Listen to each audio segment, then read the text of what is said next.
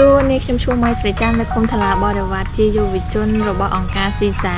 ខ្ញុំសប្បាយចិត្តណាស់ដែលបានចូលរួមជាមួយអង្គការស៊ីសា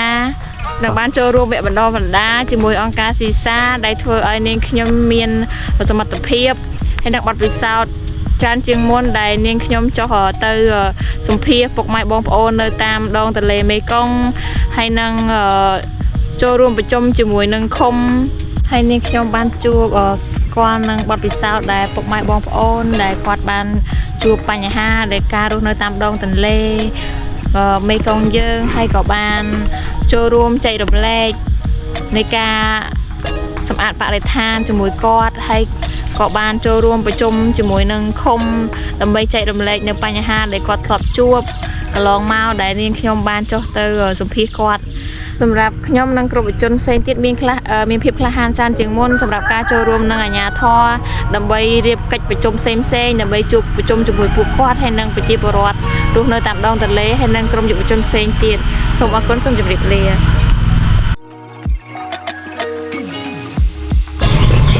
បាទសូមជម្រាបសួរបាទខ្ញុំបាទឈ្មោះប៊ុនសុវណ្ណបាទក្រុមប្រឹក្សាគុំថ្លាវត្តវត្តក៏ដូចជាតំណាងឲ្យក្រុមគុំថ្លាវត្តវត្តដែរការចេញដីកា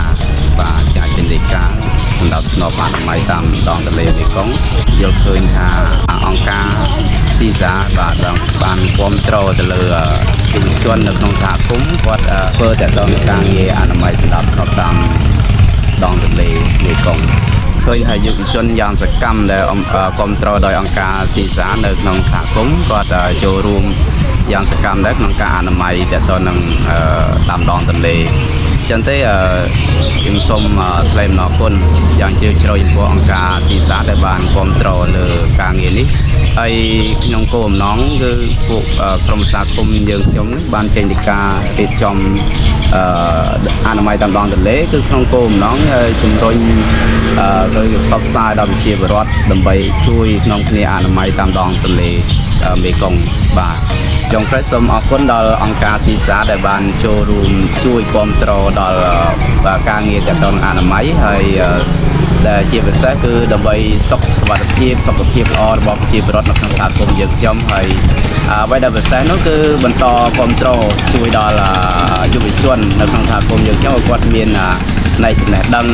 ទាក់ទងការអនាម័យបន្ថែមទៀតហើយជាពិសេសគឺថវិកាព្រោះគាត់មានការងារធ្វើគាត់មានថវិកាអញ្ចឹងសូមអរគុណជាច្រើនចំពោះអង្គការសិក្សាបាទសូមអរគុណ